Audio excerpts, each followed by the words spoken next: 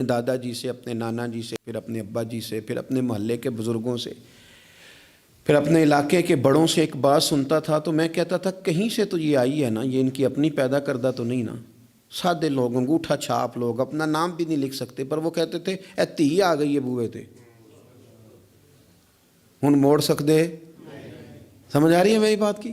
دروازے پہ بیٹی آ گئی ہے، اب کچھ ہو سکتا؟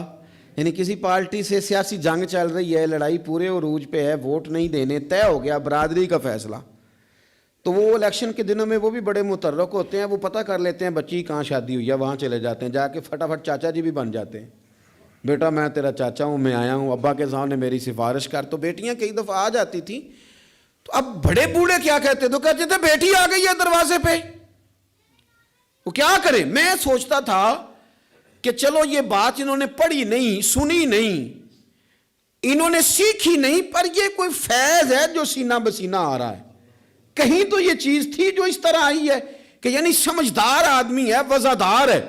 وہ بیٹی کو کہہ بھی سکتا ہے کہ پتر تو سیانی نہیں، تو سمجھدار نہیں، تو وہاں نہیں جہاں میں ہوں، میں تیرا دادا ہوں، لیکن وہ یہ بات ہی نہیں کرتا، کہتا بیٹی آ گئی ہے۔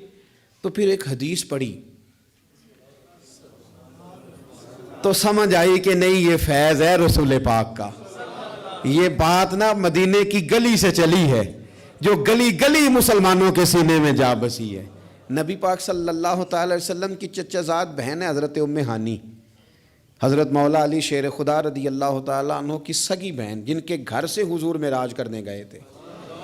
انہوں نے کلمہ فتح مکہ کے دن پڑھا ہے، جناب ام ہانی نے کلمہ فتح مکہ والے دن پڑھا ہے، لیکن ساری زندگی ان کے سامنے کوئی حضور کے خلاف معاذ اللہ بات نہیں کر سکا، کرنے نہیں دیتی تھی۔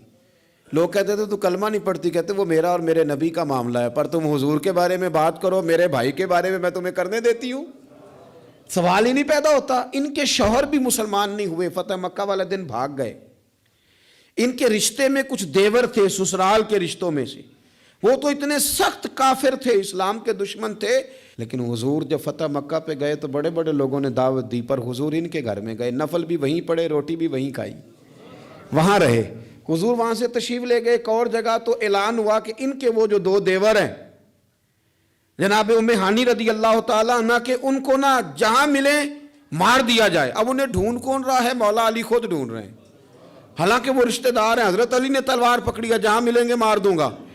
جناب ام ہانی نے نا اپنے وہ دونوں دیور تلاش کیے، ڈھونڈ کے لائیں، لا کے کمرے میں بند کر کے باہر سے دروازہ بند کیا، اور سیدھی حضور کے پاس چلی گئی، کہنے لگی علی انہیں ڈھونڈ رہے ہیں، یہ پیغام آیا ہے ان کے لیے، یہ اعلان کر دیا گیا ہے۔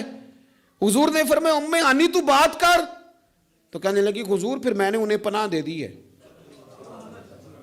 تی آ گئی نا بوئے تے، بیٹی آ گئی، میں نے پناہ دے دی ہے۔ کوئی دوسرا جملہ نہیں، کوئی دوسری بات نہیں، یہ امام الانبیاء بول رہے ہیں، یہ سرور کائنات بول رہے ہیں۔ حضور فرمانے لگے ام ہانی، جسے ام ہانی نے پناہ دے دی اسے محمد عربی نے بھی پناہ دے دی، بلا لو علی کو واپس، ہم نے نہیں مارنا، جسے تو نے پناہ دے دی اسے ہم نے بھی پناہ دے دی۔